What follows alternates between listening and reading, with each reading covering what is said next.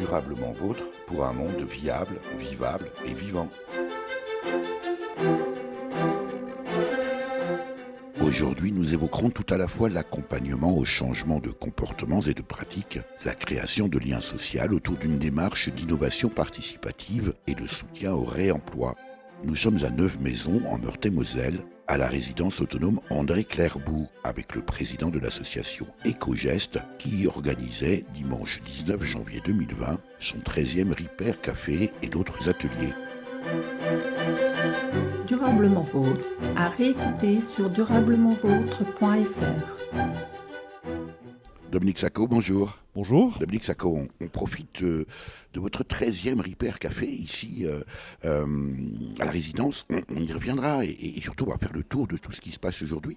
Pour une présentation, on va commencer par ça, d'Éco-Geste, qui est une association particulièrement active.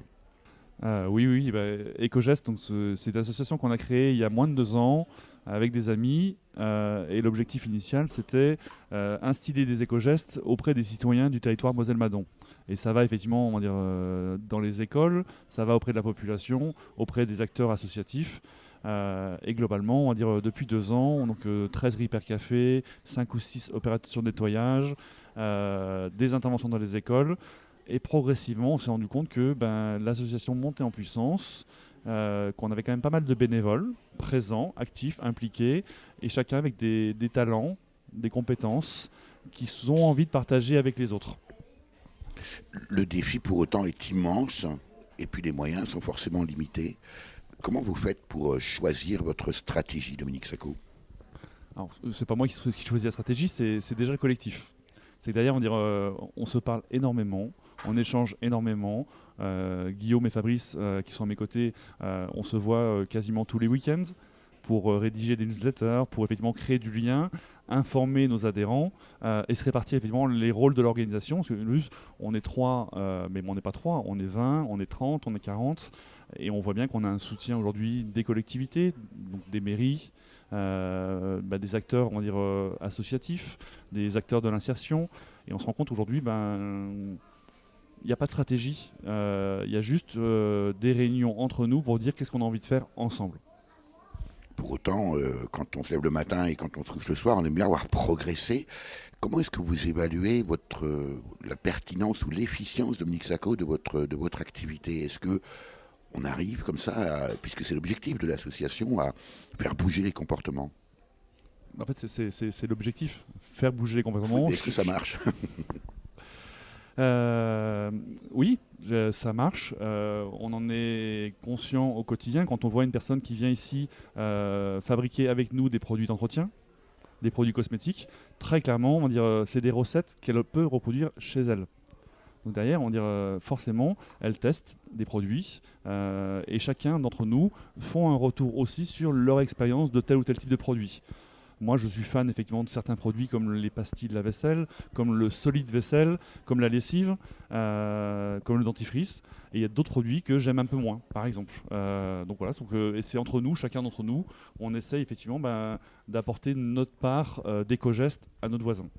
Qu'est-ce qui vous a amené au départ à créer cette association et sur quelle base ? C'est une conscience collective d'une nécessité d'agir ? En fait, là, je vais amorcer la réponse et je passerai la parole à Fabrice. C'est qu'en fait, quand on a créé cette association, on l'a créée avec des amis d'enfance.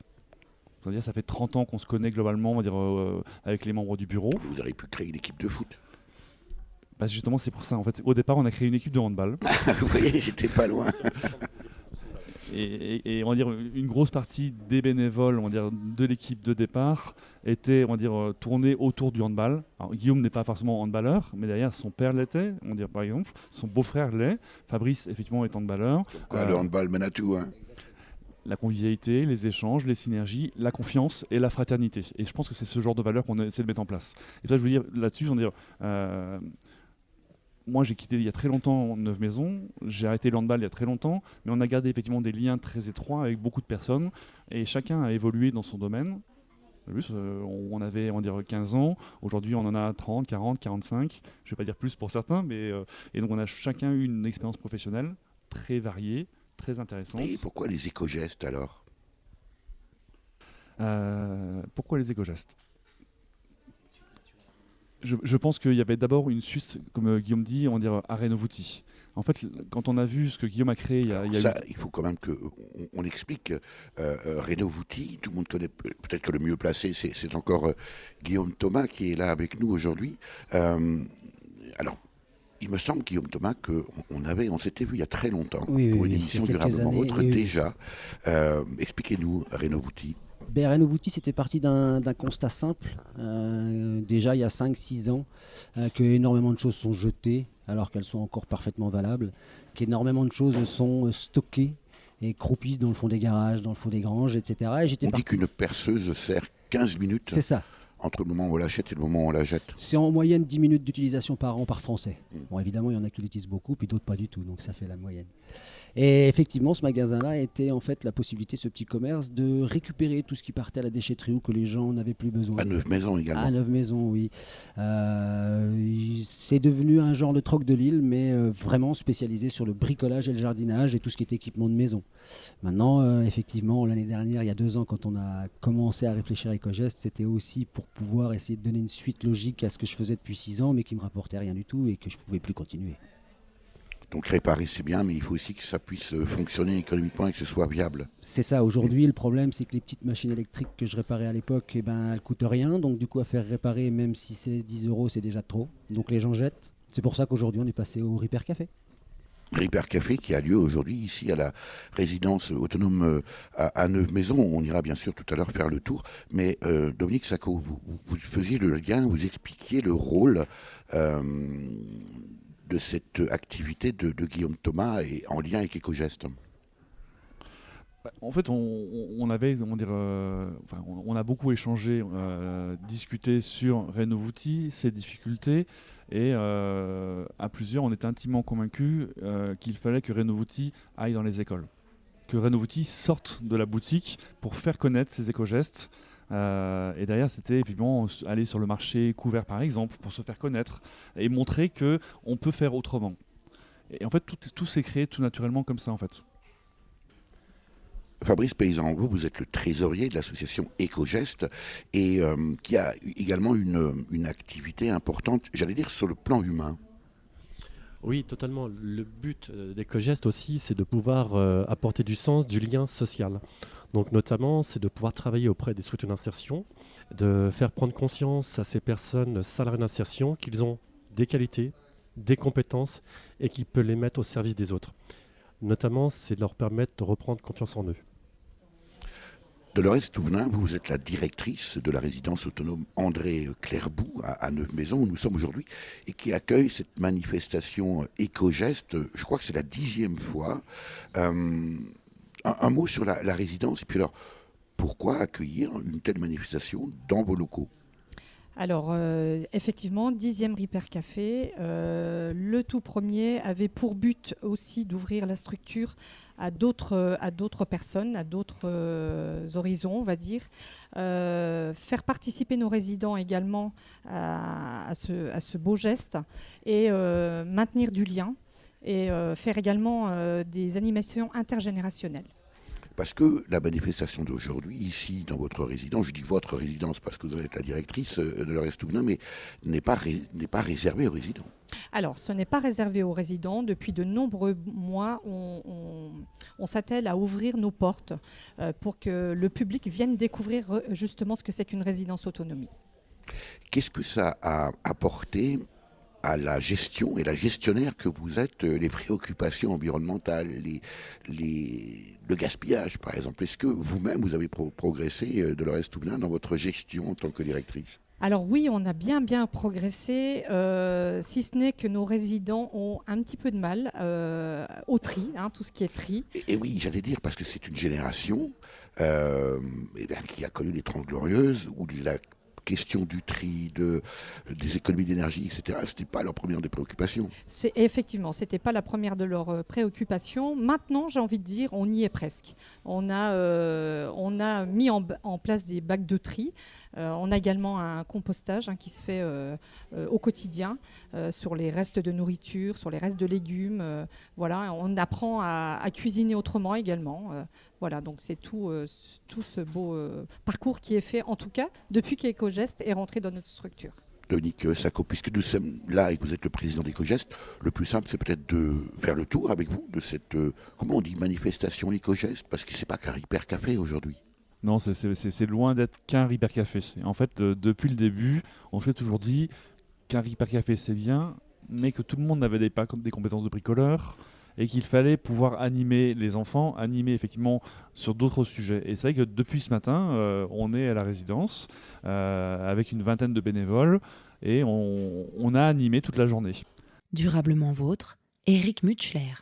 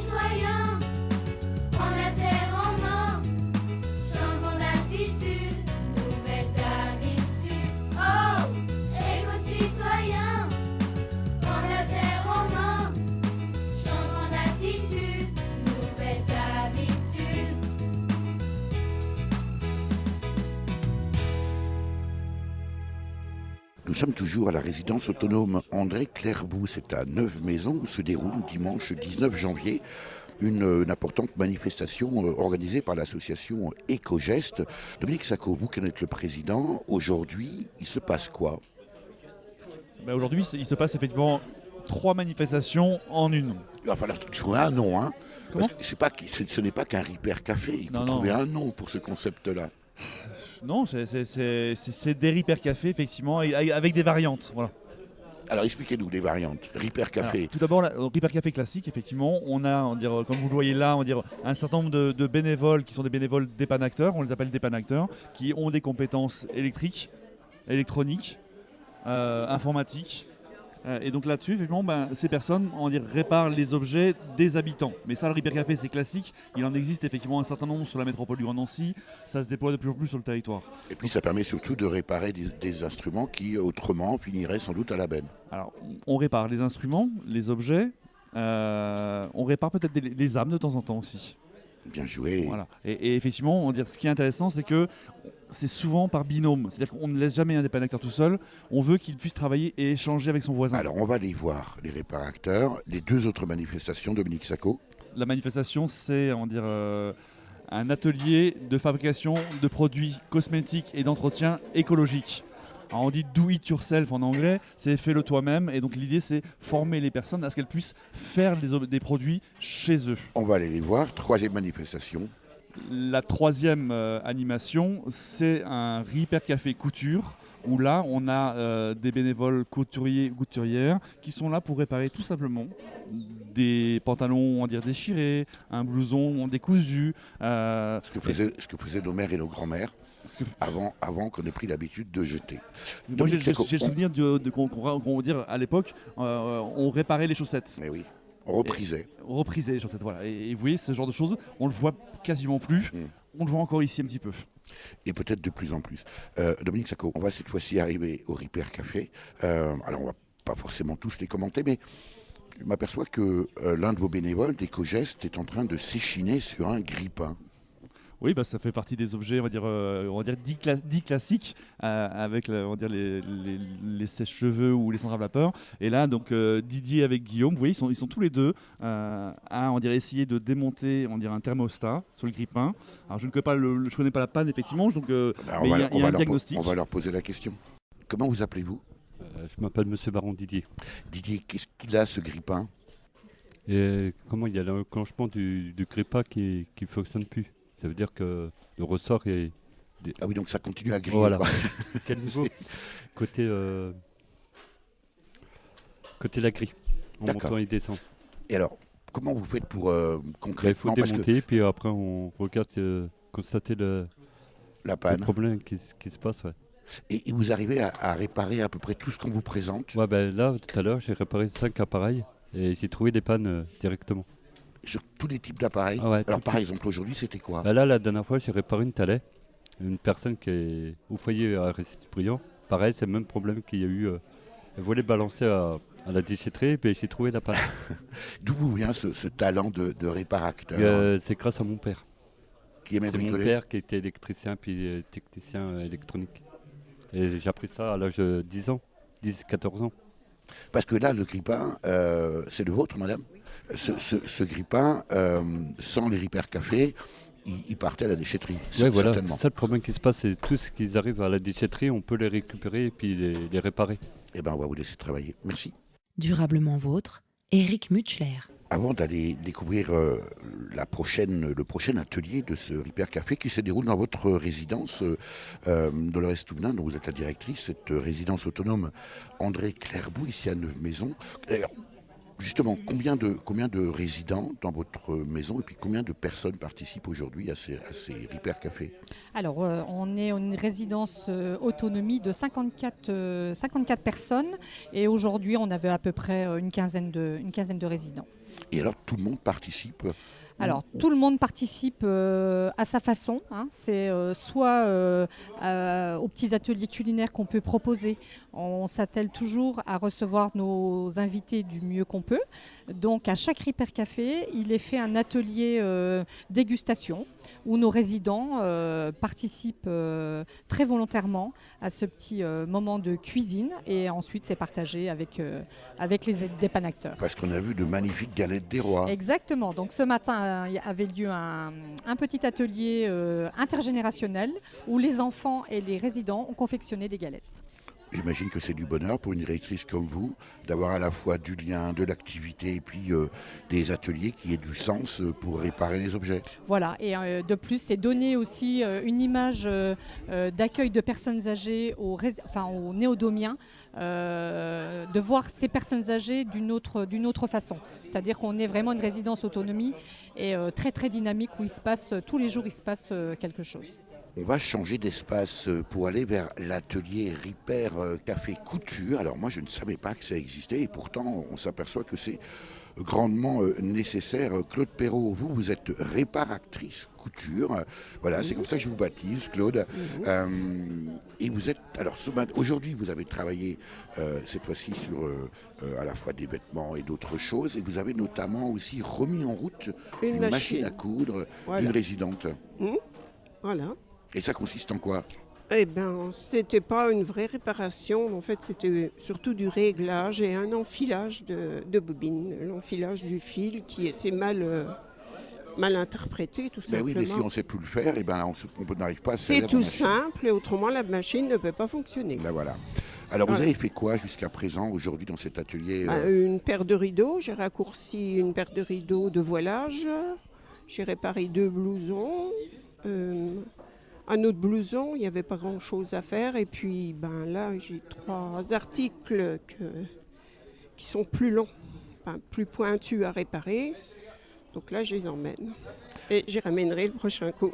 Claude Perrault, Voilà. dans le temps, tout à l'heure, Dominique Sacco, le président d'Ecogest, qui organise cette manifestation ici à la résidence autonome André Clairbeau à Neuve-Maisons, nous expliquait que dans le temps, on reprisait des chaussettes. Aujourd'hui, on ne sait plus coudre. Non, c'est plus repriser, ni coudre, ni 2 cm, un trou de 2 cm, les gens ne savent plus. Et alors vous l'avez appris comment? Toute seule. Et vous aimez faire ça? Oui. Ah oui, ça fait plus de 50 ans que... Bon, puis après, je suis allée faire des vrais cours de couture pour faire des vêtements. Mais là, j'ai arrêté, j'en fais plus. À travers ces ateliers de repère café couture, est-ce qu'il y a des gens qui ont envie d'apprendre à nouveau à se servir d'une machine?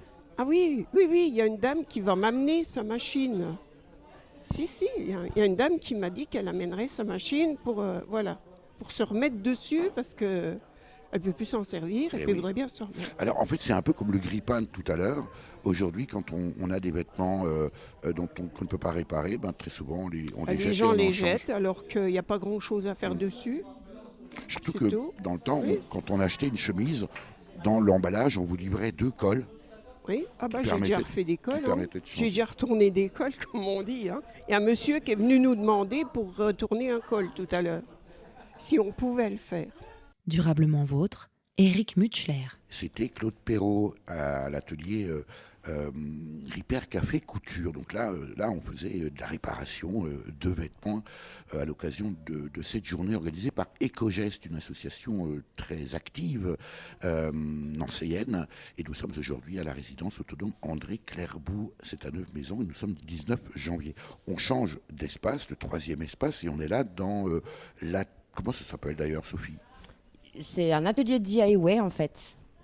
Et ça consiste? On fabrique donc nos produits d'entretien et cosmétiques fait maison à base de récup et le plus naturel possible en fait. Expliquez-nous, qu'est-ce que vous êtes en train de fabriquer là, très concrètement? Alors là aujourd'hui on fait des pastilles pour détartrer les WC, on fait des lingettes lavables désinfectantes et des bivraps. Les bivraps c'est des feuilles des carrés de tissu qu'on enduit-tire et qu'on utilise à la place de l'aluminium ou de la cellophane. Et du coup, c'est lavable, on ne les jette pas et voilà, c'est beaucoup plus écologique. Donc, j'imagine que tout ça évite d'une part d'acheter des produits, donc ça coûte cher, et puis aussi sans doute de polluer l'eau et souvent l'air aussi, on l'oublie. Vous utilisez quel type de produit ici, Sophie?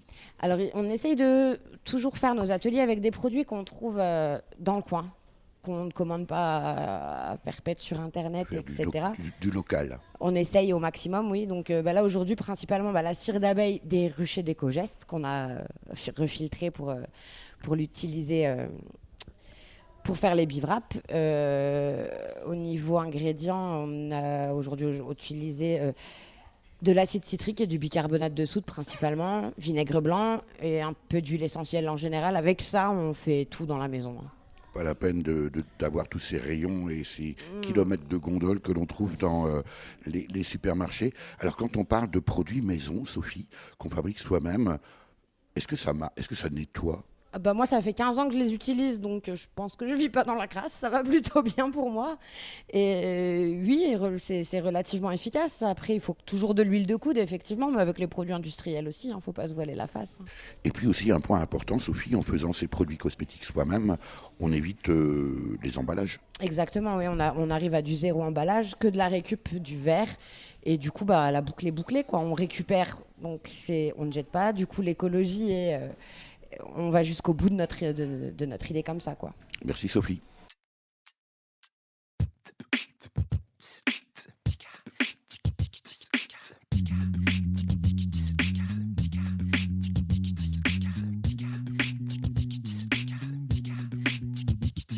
fais le plein de produits locaux, c'est sain, de panier bio.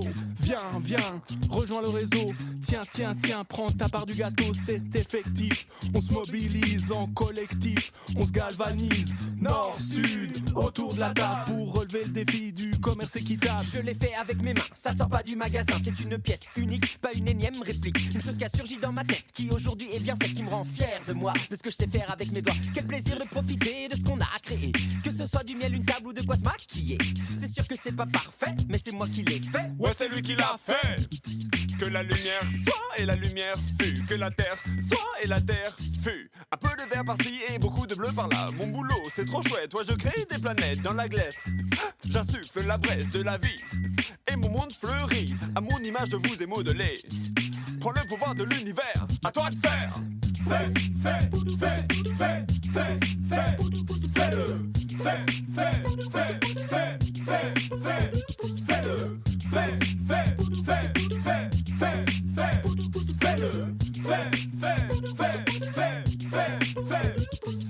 Plus rien n'a bouffé, les boulangeries sont fermées. Dans mon placard, j'ai que de la farine de blé complet. Au sel et le vin, 1 heure après, j'ai fait mon pain. 2 pas dans le jardin, je cueille tomates et mesclun. Les graines, c'est un cadeau du voisin.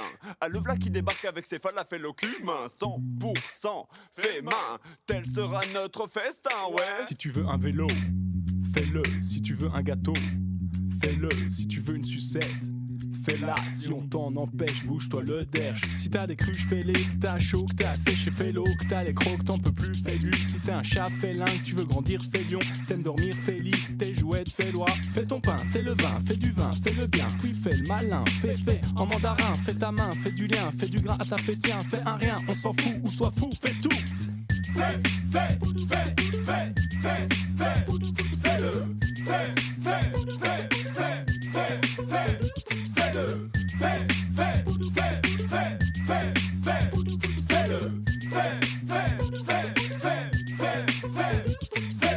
I wanna do it, yes, I'm gonna do it.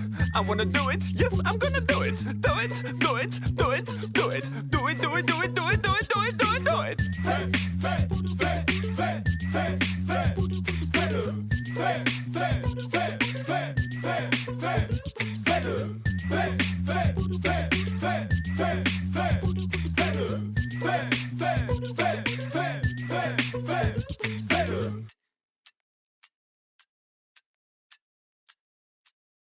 Dominique Sacco, Sophie vient de nous parler des bivraps, ces espèces de lingettes enduites de cire d'abeille que vous récupérez, qu'elle récupère en fait dans les ruches d'Ecogest. Ça veut dire que vous avez des ruches.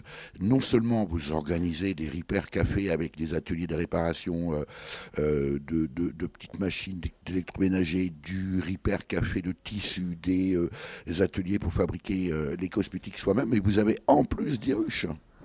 Et oui, on a en plus des ruches. Et tout ça, c'est juste une histoire de rencontre, de valeur, d'envie. On va dire Ecogest a été créé, comme je disais tout à l'heure, il y a 2 ans. Et on a certains bénévoles qui ont eu envie de se lancer dans l'apiculture, qui se sont formés avec l'association des ruches ou de Montée. Et concours de circonstances, ils ont rencontré une personne qui avait des ruches sur le territoire, qui voulait s'en débarrasser. Et concours de circonstances, en 3 mois, nos 2 apiculteurs se sont retrouvés effectivement avec des ruches. Alors, je vais vous laisser la parole à Fabrice qui va vous expliquer. Mais ce qui nous a plu, nous, c'est de dire on forme des apiculteurs. Tous les ans, on peut former de nouveaux apiculteurs. L'idée, c'est effectivement de travailler ensemble, se transmettre ensemble les bonnes pratiques. Et effectivement, on a besoin de la cire, on a besoin de miel. On a surtout besoin des abeilles. Et voilà. Et j'allais dire, là, après, je passe à Fabrice, c'est que c'est le spécialiste effectivement sur la biodiversité. Et il va vous expliquer un peu comment il travaille. Alors Fabrice Paysan-Bou, qui est le spécialiste, vous êtes aussi le trésorier de l'association Ecogest, qui, je le rappelle, a organisé son 13e Repair Café ici, à la résidence autonome André Clairbout à Neuve-Maison. Vous vouliez rajouter quelque chose ? Oui, effectivement, donc vous parliez d'apiculture. Alors il est vrai que nous avons démarré, donc nous étions 2 nouveaux apiculteurs, 2 anciens handballeurs. Voilà, après 30 ans de bons loyaux services en tant qu'handballeur à Neuve-Maison, On avait souhaité pouvoir se relancer sur de nouvelles choses, de nouvelles activités. Et il est vrai que nous étions sensibles, Vincent, Anty et moi-même, sur la biodiversité et sur la préservation de l'environnement et du monde des abeilles. Donc nous avons effectivement, avec Vincent, suivi des cours au sein de l'association des apiculteurs de Haudemont. Donc nous avons eu des sessions de cours théoriques, mais également aussi des cours pratiques sur le rucher pédagogique. Et comme le disait Dominique, nous avons eu une opportunité l'an dernier avec Vika, donc les carrières Vika à Mézières, de récupérer donc un rucher qui était en demeure, laissé en friche par un ancien apiculteur. Et donc nous avons pris notre bâton de pèlerin avec Vincent et on a donc remis tout en état. Dominique Sacco, j'imagine que vous êtes un président heureux quand on entend tout ce qui se produit ici à Ecogest, tout ce qui se fait, ça n'arrêtera donc jamais. L'objectif, c'est de changer le monde. Bon, évidemment, je suis un président très heureux, très satisfait des bénévoles et fier de l'engagement de mes bénévoles. Très clairement, ça nous soude énormément. Quand vous dites on ne s'arrêtera jamais, j'en sais rien. C'est qu'aujourd'hui, vous me parliez tout à l'heure de stratégie, on n'en a pas. On prend la place qu'on veut bien nous laisser. On vient où on a besoin de nous, on apporte ce qu'on a envie d'apporter, ce qu'on peut apporter, et on est vraiment dans la logique de faire écho des bons gestes. Mais en même temps, on sent bien qu'il y a une volonté de se développer à telle enseigne, Dominique Sacco, que vous êtes devenu récemment organisme certificateur éco-manifestation. Expliquez-nous. Alors, on n'y est pas encore. Nous sommes candidats. Pour l'instant, nous avons un engagement et nous serons, a priori, le porteur, à partir du 5 février, de tout ce qui est écolabellisation de manifestations sur le sud du département et sur le sud de la Meuse. Alors, il faut nous expliquer en quoi consiste cette labellisation éco-manifestation. Alors, je vais plutôt laisser la parole à Guillaume, qui effectivement, on va dire, va être l'animateur, le diagnostiqueur et la cheville ouvrière de toute cette écolabellisation. Alors, une écolabellisation d'une manifestation, c'est tout simple. C'est en fait essayer de faire un diagnostic de tout ce qui est déjà mis en place dans la plupart de tous les festivals ou rassemblements ou manifestations, une simple brocante, pourquoi pas, des bons gestes, de regarder un peu à quel niveau ils en sont, faire un diagnostic complet de ce qui est mis en place et des actions amélioratrices qui peuvent être mis en place et des nouvelles actions qui n'étaient pas forcément dans la tête des organisateurs. Puis après ce diagnostic, il y a une mise en place effectivement des choses sur la manifestation. Guillaume Thomas, qu'on soit bien d'accord, quand vous dites une manifestation, ça peut être par exemple un festival de musique. Ça peut être un concours de pétanque aussi. Ou un concours de pétanque qui réunit entre 10 et 10 000 spectateurs. Peu importe, finalement, bon, évidemment, on ne pourra pas tout faire. Évidemment que les plus gros sont les plus intéressants, vu leur impact. Mais dans l'absolu, oui, tout le monde peut demander à être écolabellisé. Et c'est une démarche volontaire de la part des organisateurs. Et si oui, qu'est-ce que ça leur apporte ? Alors, ça leur apporte une labellisation de niveau 1, 2 ou 3 qu'ils peuvent ensuite vendre et rajouter dans leur communication et concrètement en être fiers. Et est-ce qu'on peut imaginer qu'à terme, cette labellisation soit peut-être nécessaire et exigée de la part notamment des financeurs en disant « je vous soutiens » à condition que vous soyez écolabellisé. Et Dominique Sacco, président d'Ecogest, reprend le micro. En fait, oui, parce que je vais juste rebondir. Vous avez tout compris. C'est qu'aujourd'hui, on est en pleine approche des élections municipales.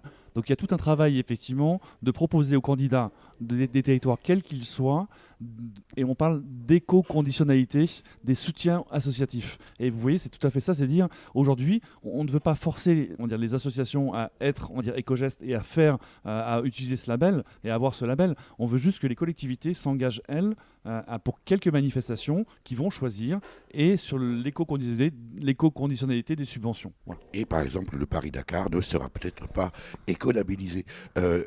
Guillaume Thomas, très concrètement, admettons que j'organise une manifestation avec 5000 personnes. Qu'est-ce que je dois faire très concrètement pour avoir la certification éco-manifestation ? Eh bien finalement pas grand-chose, me recevoir. me recevoir pendant 2 heures environ avant Ne la dites pas que ça manifestation. suffit parce que je serais déçu.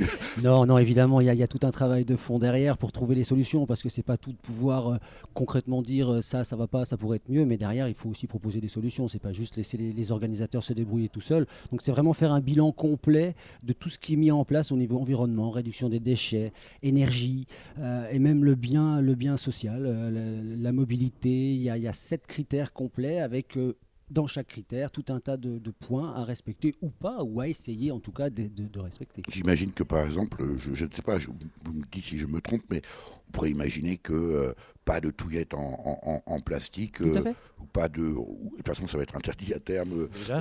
plus de gobelets en plastique, mais aussi peut-être quand vous parlez de mobilité, plutôt faire en sorte que les gens puissent venir au festival en covoiturage. Exactement, tout à fait. Tout ce qui est mis en place au niveau de la mobilité va pouvoir apporter aussi un plus au festival. Alors, j'ai déjà vu, Guillaume Thomas, des manifestations où on met en avant le tri, où on propose aux festivaliers, par exemple, de faire le tri avec plein de petites poubelles de couleurs différentes, mais au final, les gens ne jouent pas le jeu. Est-ce que c'est pas seulement le rôle des organisateurs, mais aussi le comportement des personnes qui participent à cette manifestation, quelle qu'elle soit au reste? Bien sûr, mais de toute façon, moi je suis très positif dans la vie, mais je sens bien que de toute façon, il y aura de moins en moins besoin de pousser les gens, et ils prennent naturellement eux-mêmes conscience. Aujourd'hui, personne ne peut y échapper, et il y a réellement des choses, il faut vraiment se mettre à bouger. Ça veut dire aussi que les organisateurs vont devoir, évidemment, j'imagine, rémunérer ce travail d'évaluation et de fabrication de ce bilan. Oui. Alors, c'est en fonction finalement de l'argent disponible pour la manifestation. Mais je vous rassure tout de suite, c'est des tarifs qui sont vraiment tout petits. Le maximum pour les très très gros festivals, c'est de l'ordre de 600 €. Donc ça reste tout à fait abordable, et même une goutte d'eau pour certains. Mais en attendant, le retour positif qu'il y a derrière est bien meilleur. Eh bien, quand Ecogest sera certificateur officiellement, j'espère que nous serons les premiers à vous Avec plaisir. accompagner et comprendre cette démarche d'éco-certification. Durablement vôtre, Eric Mutschler.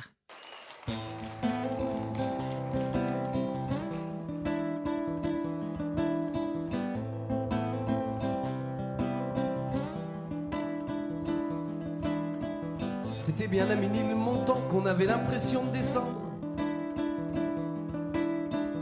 Et tel que c'était parti, c'était pas fait pour revenir. On était des vrais aveugles avec les idées claires. Aujourd'hui, impossible d'arrêter cette chanson. D'ailleurs, est-ce vraiment une chanson ou juste l'espoir d'une évasion? D'un monde qui tourne si bien avec de l'imagination. Avant qu'on se casse d'ici, je reste pour casser des verres. Rattraper ceux qui fuient la vie et dites-leur qu'on reste ouvert. Il y en a qui trouvent ça joli parce qu'on a le droit de dire merde. Ça revendique à moitié prix, rebelle en herbe, veut protester. Universel que l'on veut pour continuer une chanson. Il faudra pas fermer les yeux pour qu'on fasse encore des prisons. Est-ce qu'on a des têtes d'affiche? On vous le demande sans décoller. Même si on s'arrache la gueule, à gueuler qu'il faut s'accrocher. S'accrocher des oreilles au cœur pour que l'on puisse enfin s'entendre. Rire du pire et du meilleur et sourd qui veut bien l'entendre.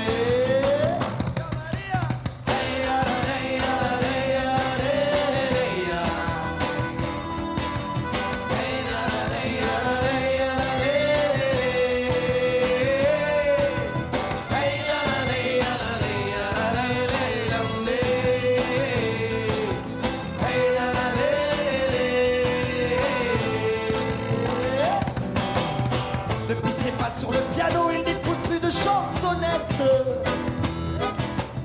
Si on le trouve un peu trop, on peut toujours lui faire sa fête, lui scier les pieds. Et on chantera ici bas pour continuer sans oublier que la guerre va faire un tabac et qu'on pourra l'enregistrer. Allez, des balles sur le comptoir, pour un peu on file une étoile. On continue le tintamarre pour un petit bout de maroilles. Allez, des balles, vide ton sac, qu'on puisse le remplir d'ailleurs. De toute façon, y a une arnaque, en tout cas, elle court la rumeur. Les chansons n'appartiennent qu'à ceux qui les laissent sans voyager. Pour qu'on puisse encore les chanter sans qu'elles aient besoin de papier. Et tout le monde pourra les entendre si nos oreilles sont accrochées. Au cœur qui batte la mesure du temps qui ne veut pas s'arrêter.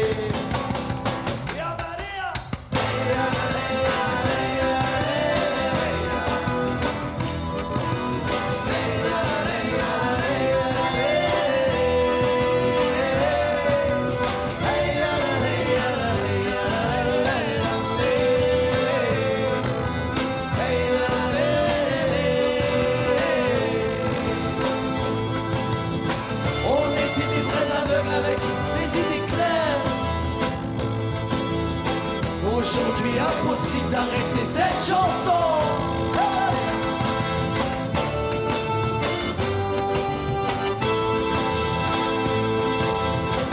Mais impossible n'est pas français.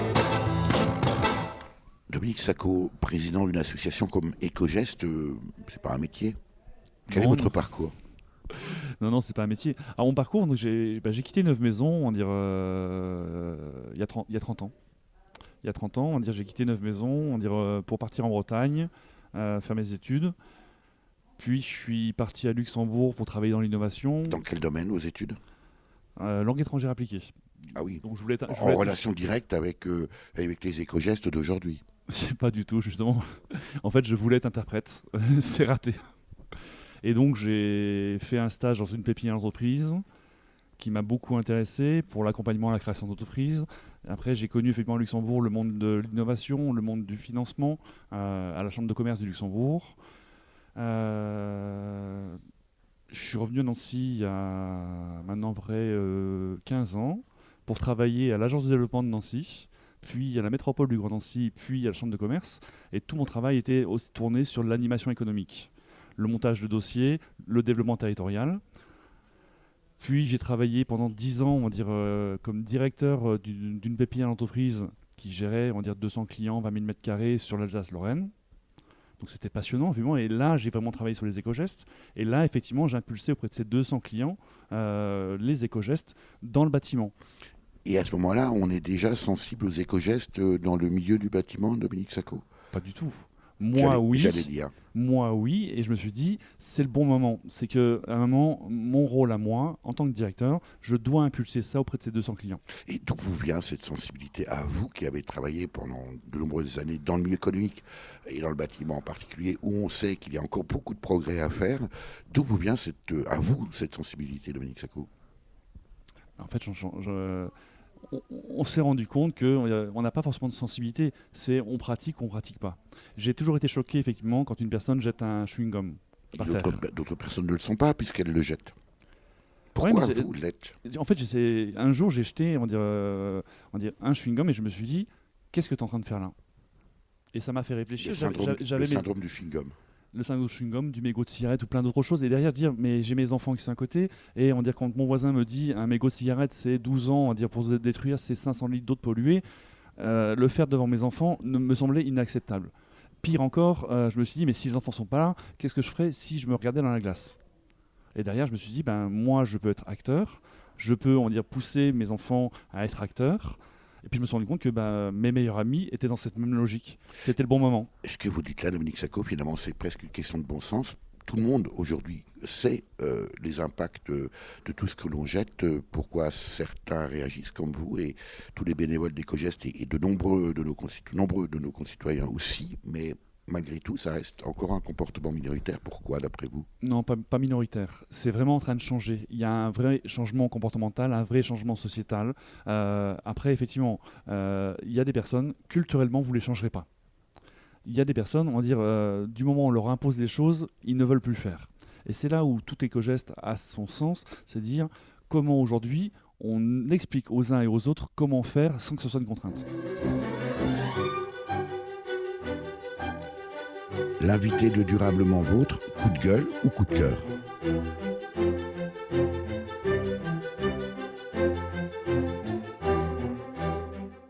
Guillaume Thomas, et c'est vous, bénévole Éco-Gestes, qui avez été désigné pour cette séquence coup de cœur ou coup de gueule, ou je ne sais pas, peut-être les deux. Alors ça serait plutôt un coup de gueule parce que effectivement moi je suis quelqu'un qui suis très proche de la nature et qui suis pêcheur. Je pêche, mais je suis pas du genre à me poser dans un camp et à attendre que le poisson vienne. Moi je vais le chercher, c'est-à-dire que je crapahute, je fais des kilomètres et des kilomètres au bord des rivières. Et donc malheureusement, force est de constater que les dépôts sauvages et les incivilités des gens se multiplient évidemment. Alors j'ai dit tout à l'heure qu'il y avait du mieux, mais il continue d'y avoir malgré tout régulièrement des dépôts sauvages au bord des rivières. Alors, je ne sais pas pourquoi ils viennent jeter ça au bord de la rivière, peut-être parce que c'est plus calme ou qu'ils sont plus tranquilles. La symbolique épurative de l'eau. Oui, peut-être. Enfin, toujours est-il que régulièrement, je ne peux pas m'en empêcher de prendre un sac et de ramasser. Il y a encore pas longtemps, on s'est retrouvé au bord de l'eau avec mon beau-frère qui fait partie de l'association et j'avais pas vu. Il est venu me chercher en me disant regarde, viens voir. Et on n'a pas pu s'en empêcher. Il a fallu qu'on enlève un minimum. Maintenant, le problème, c'est que ces zones de baignade où les gens larguent leurs déchets sont privés de poubelles parce que normalement ils n'ont pas le droit d'aller s'y baigner. Mais malheureusement ils y vont quand même. Et du coup, pas de poubelle et les gens n'ont pas l'habitude de ramener ça chez eux et ils le laissent sur le coin. Alors c'est dans un sac poubelle, mais le sac poubelle est vite éventré par des animaux ou quoi et ensuite ça c'est étalé un peu partout, quoi. Donc, vous avez également... Guillaume Thomas pratiquait la pêche à l'aimant. Oui, alors ça, la pêche à l'aimant, c'est autre chose. C'est vraiment un truc pour aller chercher au fond de l'eau, pas au bord de l'eau. Oui, ça a été très rigolo. On a pu faire ça au maire de Nancy, Laurent Hénard. Et puis malheureusement, depuis pas longtemps, on n'a plus le droit de le faire parce que ça pourrait être dangereux. On a vécu pas mal de guerres, et surtout dans notre coin, il y a pas mal de résidus au bord de l'eau qui peuvent... on voudrait éviter que ça nous saute dessus, quoi. Pour autant, on trouve beaucoup de choses au fond de l'eau. Oui, des vélos, et nous, on a personnellement ressorti des caddies. Dès qu'il y a un supermarché, on peut se dire que s'il y a un canal à côté, il doit y avoir des caddies dans le fond, oui. Ça veut dire quand même, Guillaume Thomas, que ces caddies, ces vélos n'arrivent pas là par hasard. Non, c'est des gens qui s'ennuient, ils doivent occuper leur temps, les pauvres, hein. Alors, quand Dominique Sacco disait tout à l'heure que les choses changent, vous partagez cet optimisme? Oui, clairement, les choses changent. Maintenant, il faudra un certain temps, et il y a des gens, comme disait Dominique tout à l'heure, qui ne changeront pas. Et c'est d'ailleurs pour ça qu'on s'attaque énormément aux enfants et qu'on va beaucoup dans les écoles, parce que eux, on peut encore faire quelque chose pour eux. On va peut-être nuancer le verbe attaquer. Oui. La nécessité de sensibiliser les enfants. Tout à fait. Vous êtes pêcheur, Guillaume Thomas. Vous êtes donc un prédateur au même titre que les chasseurs. Comment expliquez-vous que, de tout temps, les chasseurs ont plutôt une mauvaise image auprès des protecteurs de la nature, au contraire des pêcheurs, qui sont plutôt des alliés? Alors, il faut voir quel type de chasse. Il y a de la chasse. Il y a des gens qui font de la chasse à l'arc, qui vont tuer un animal par an. Tout le plaisir va être dans l'approche, l'affût.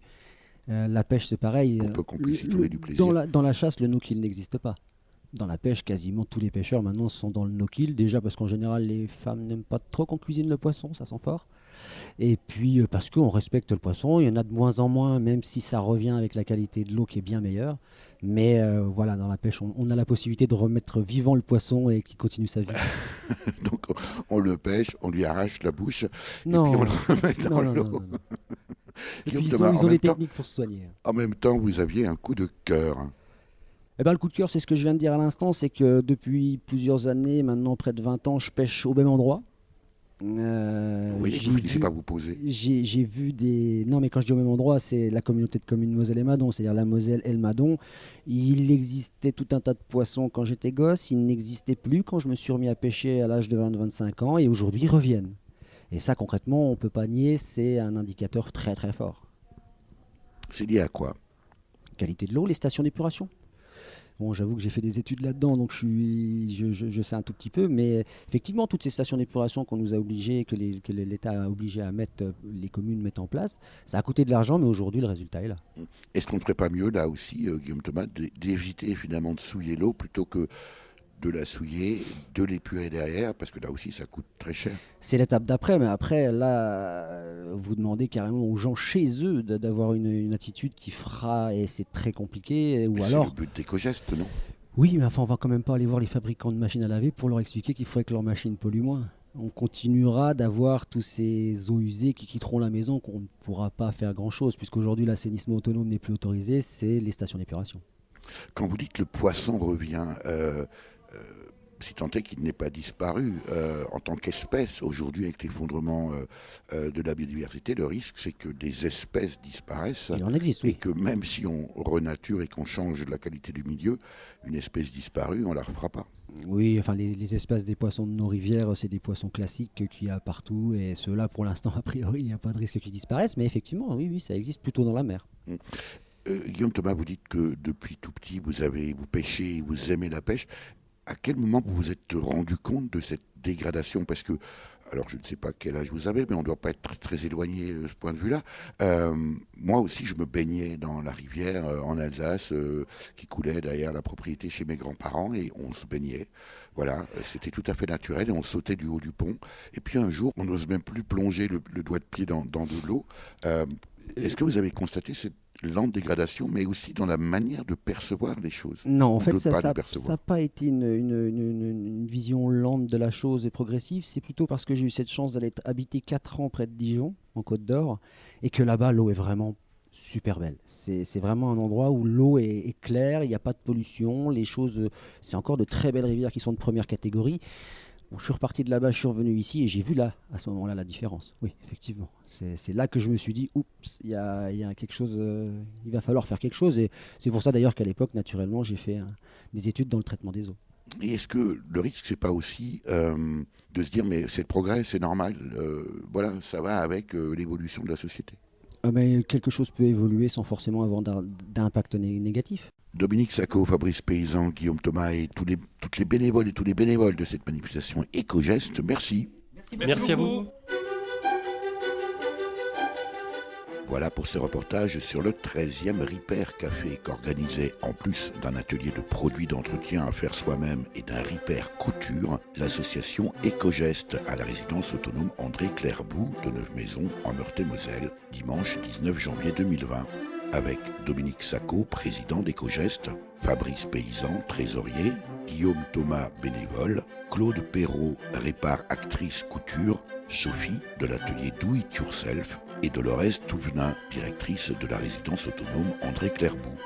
Pour en savoir plus, participez aux nombreuses activités organisées par Éco-Geste ou pourquoi pas rejoindre cette association meurthe-et-mosellane particulièrement dynamique. Rendez-vous sur sa page Facebook. Éco-Geste, ça s'écrit tout attaché, éco avec un H comme dans et geste au pluriel. Vous avez pu écouter dans l'ordre Éco-citoyen tiré du spectacle pédagogique Terre en colère de l'association Exceptionnar, Fais-le par le groupe bruxellois PAN et enfin Impossible par le groupe La Ruquette à nous. Merci à Véronique Olivier à la réalisation. Vous pouvez réécouter cette émission dès la semaine qui suit sa première diffusion sur le site www.durablementvôtre.fr.